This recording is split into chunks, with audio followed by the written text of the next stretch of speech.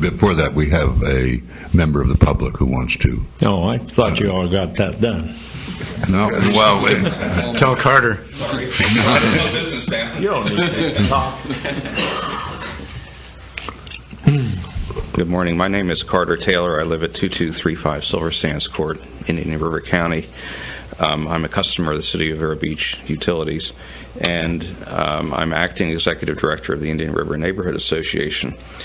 I came here today following Debbie Ecker to express our desire for this so-called stormwater utility to be implemented in the city, and I wanted to talk particularly to those people who I've heard say many times, I wish our government were run more like a business.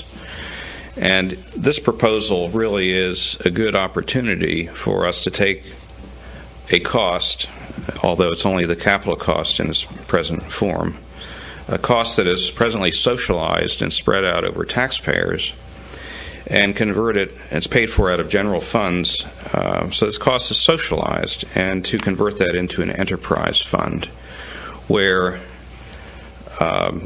the enterprise has its own P&L and balance sheet responsibilities, transparency, and price discovery. This is important because it relates directly to the economic efficiency of the enterprise and price signaling to the customers where they can do things to reduce their costs that they can't presently do.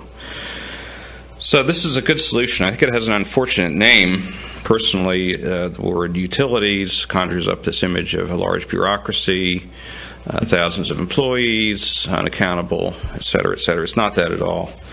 It's simply a name that's given to an enterprise fund whose goal is to discover or find a price for a scope of work or a capital program that's voted on by the City Council. So there's no unaccountable bureaucracy out of control here. It's still accountable through the City Council, who must approve the capital projects. And in fact, in my way of thinking, the fact that there is a price associated with this particular item and that it's in an enterprise fund makes it a lot more transparent and clean for the public to evaluate what it is they're paying. And that transparency leads directly to greater, not less, accountability in terms of how these expenditures are formulated, prioritized, and executed.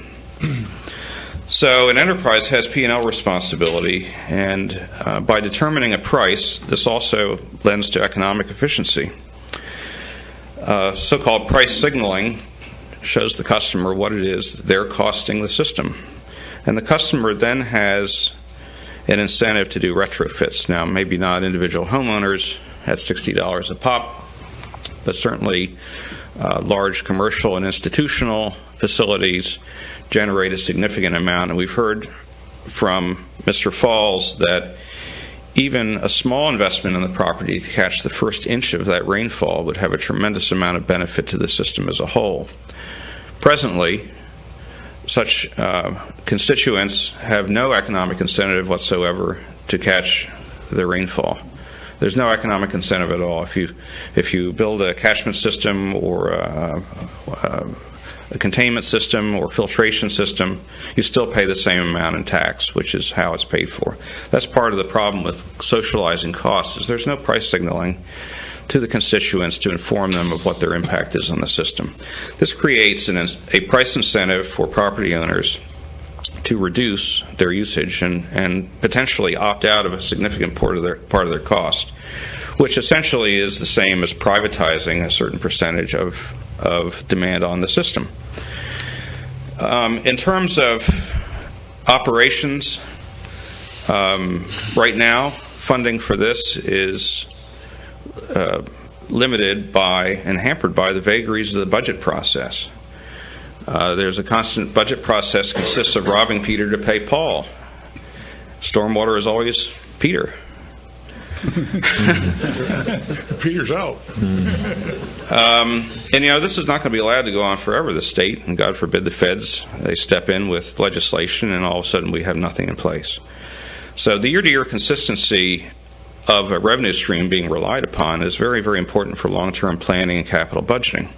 If you cannot know with any certainty what's going to happen next year, it makes it very, very difficult to execute any long-term projects.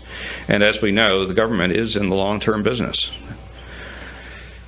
So, and we've also heard that the stability of revenue stream and the existence of a long-term planning and capital budgeting process greatly increases the potential for obtaining grants. And conversely, the lack thereof makes it very difficult to get grants. So for all these reasons, and several more I'm not going to go into, we really see this as a very valuable approach. There's something in this for everybody. Obviously, the lagoon is very important. Environmentalists would like to see this taken care of. But this is a business-like approach as well, and so there's something in it for people who are economic conservatives to eliminate this cost that's presently socialized and turn it into a system that has greater efficiency, transparency, and accountability. As to the operational details of putting it together and making it work, we've heard that it's a nightmare or whatever, but I just draw your attention to the fact that over 100 jurisdictions in this state have implemented it. So there's ample case studies of where it has and does work despite some of the technical difficulties of implementation. So we urge the Utility and Finance Commissions to endorse this over to the City Council for their implementation. Thank you very much. Thank you, Gordon.